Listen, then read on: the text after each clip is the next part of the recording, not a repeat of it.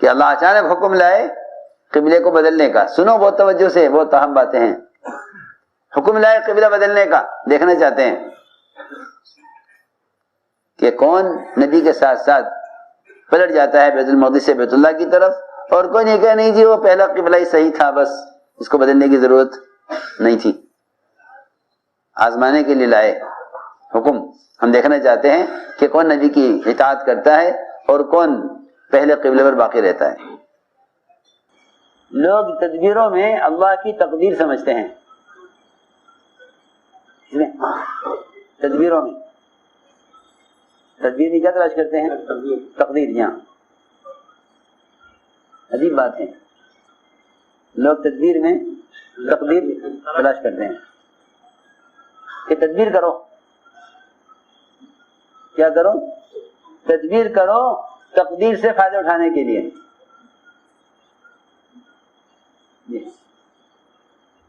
حالانکہ تقدیر وہ غالب ہے تدبیر پر. تقدیر غالب ہے تدبیر پر. جی ہاں، تقدیر غالب ہے تدبیر پر. جی ہاں، تدبیر صفر ہے بالکل تقدیر کے مقابلے میں، اور لوگ اس صفر کو مقدم کرتے ہیں تقدیر پر. تقدیر پر کیا مقدم کرتے ہیں؟ تدبیر. میری بات دھیان سے سننا جا کر.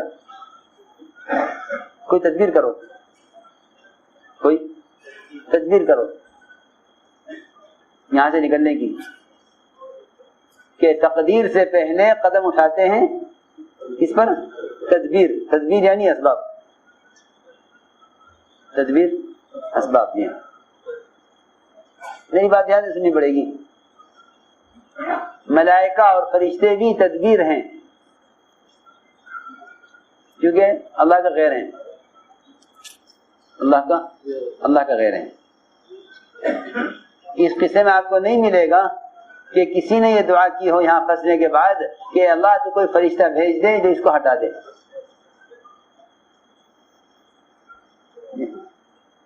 کیونکہ فرشتے کا شیطان کو ہٹانا یہ بھی تدبیر ہے، کیونکہ وہ بھی فرشتہ بھی مخلوق ہے. دیکھو میری بات بہت جا کے سننی پڑے گی. میں کچھ عرض کرنا چاہتا ہوں، جہاں ہم پھنسے ہوئے ہیں وہاں سے نکلیں. جی ہاں، لوگ پہلی بات کرتے ہیں تدبیر. مقدمہ آ گیا، پہلے وکیل سے بات کر لو.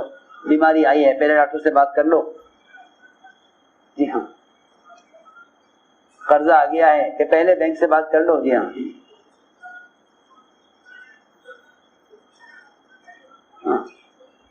کہ حادثہ آیا نہیں، حادثہ آنے سے پہلے انشورنس کرا لو، اپنی جان کا بھی، مال کا بھی، گھر کا بھی، کاروبار کا بھی، کارخانے کا. جی ہاں، کیا انشورنس. جی ہاں، بے فکر ہو جاؤ. سمجھتے تھے کہ جب مسلمان تدبیروں میں پڑے گا تو اس کی تدبیریں اس کو حرام تک لے جائیں گی، تو راستہ نہیں آئے گا اس کو. کیونکہ تقدیر کا راستہ تو احکام کا ہے، قدرت احکام کے ساتھ ہے. میں نے قرآن کی آیت پہلے ہی پڑھی تھی، استعینوا بالصبر والصلاۃ، لو اللہ کی مدد صبر اور نماز کے ذریعے. ساری بات اسی پر ہو رہی ہے، ساری بات اسی پر ہے. تو لوگ کیا کرتے ہیں تقدیر سے پہلے؟ تدبیر. جی ہاں، اور سمجھتے ہیں کہ اللہ تعالیٰ کی قدرت سے ہی تو ہے تدبیر. اس کی قدرت سے زمین ہے، اس کی قدرت سے دکان ہے، اس کی قدرت سے ہتھیار ہیں، اس کی قدرت سے سنو اس کی قدرت سے ملائکہ ہیں. سنو غور سے، کیا نہیں؟ تدبیر نہیں، پہلے تقدیر،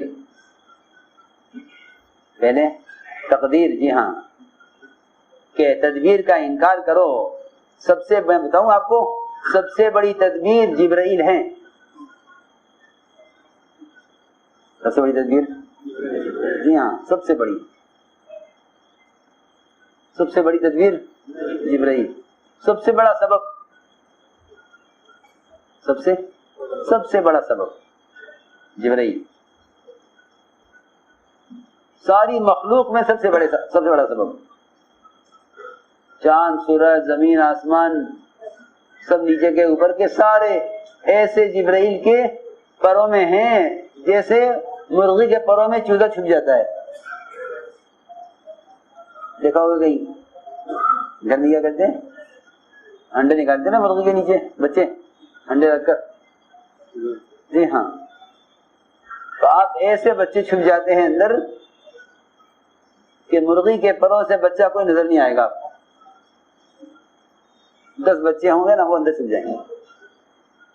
کیوں, ایسے ہی ہے نا. جی ہاں, کہ اتنے لمبے چوڑے ہیں کہ سارا کائنات کا خلا اور سب کچھ ان کے پروں میں ایسے چھپ جائے, اتنے بڑے ہیں. مگر ابراہیم علیہ السلام انکار کر دیا کہ نہیں, ہمیں آپ کی حاجت نہیں ہے, ہمیں آپ کی حاجت نہیں ہے. جی ہاں, سب بہت بڑا ہے مگر مخلوق ہے. جی ہاں, مخلوق ہونا اللہ کے غیر ہونے کے لیے کافی ہے. یہ سمجھتے تھے کہ جبرائیل اور چونٹی دونوں محتاجگی میں اللہ کے یہاں برابر ہیں, یعنی کہ چونٹی کی محتاجگی کم ہے, زیادہ ہے, جبرائیل کی کم ہے, کیونکہ جبرائیل زیادہ قریب ہے آپ کے. سنو حضرت کی بات, یہ حضرت کی بات ہے کہ دونوں محتاجگی میں برابر, بالکل جبرائیل بھی اور چونٹی بھی دونوں برابر ہیں. جتنی چونٹی محتاج ہے اللہ کی طرف سے اپنی ضرورت کے لیے, کہ جبرائیل بھی اتنا ہی محتاج ہے. سنو غور سے بات, اور ہم دنیا میں دیکھتے ہیں کہ یہ مالدار ہے, اس کی محتاجگی کم ہے, اور یہ فقیر, اس کی محتاجگی زیادہ ہے. سنو, ہم تو یہی فیصلہ کر لیں یا اس کی محتاجگی زیادہ ہے, اس کی محتاجگی کم ہے, یہ زیادہ محتاج ہے, یہ کم محتاج ہے. جی ہاں, ایک مالدار کو دیکھیں اور ایک فقیر کو دیکھیں تو دونوں کی محتاجگی میں فرق سمجھتے ہیں. جی ہاں, حالانکہ چونٹی اور جبرائیل دونوں محتاجگی میں دونوں برابر ہیں. جی ہاں, کسی کے محتاجگی ایک سے کم اور زیادہ, کسی ایک سے دوسرے سے کم نہیں ہے. ہاں, یہ میں نے عرض کیا کہ تدبیر نہیں. تو وہاں انہوں نے آپس میں بیٹھ کے سوچا اب کیا کریں, چٹان آ گئی ہے, نکلنے کا راستہ کوئی نہیں ہے, اب سوائے موت کے اور کچھ نہیں ہے. سنو, کسی نے یہ دعا نہیں کی ہے اللہ اس جو ہے پہاڑ کے اندر جھٹکا لیا کہ یہ چٹان سر کے, یہ تدبیر ہے. اللہ سے تدبیر نہیں مانگی, تدبیر نہیں مانگی. سنو, عمل کی قوت سمجھائی اس واقعے میں. یہاں لوگ اللہ کو مشورے دیتے ہیں, اے اللہ اگر یہ جو دکان ہے نا اندر والی مارکیٹ میں بڑی والی, یہ مل جائے جی ہاں,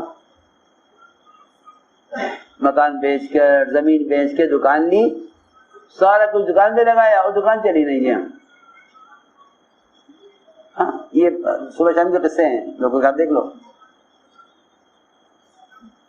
جی ہاں, سارا کچھ بیچ کے باہر کے ملک میں گئے پیسہ کمانے. جی ہاں, اور وہاں سے کچھ حاصل نہیں ہوا, کیونکہ وہی محتاج ہیں جن کے محتاج ہم بن کے گئے, وہی محتاج ہیں. جی ہاں, ان کا حال پوچھا تو پتہ چلا کہ وہ تو ہم سے بھی زیادہ محتاج ہیں. جن کے بعد ہم اپنی محتاجگی لے کر گئے تھے, وہ ہم سے بھی زیادہ محتاج ہیں. جی ہاں, آپ دیکھو اندر کے حالات.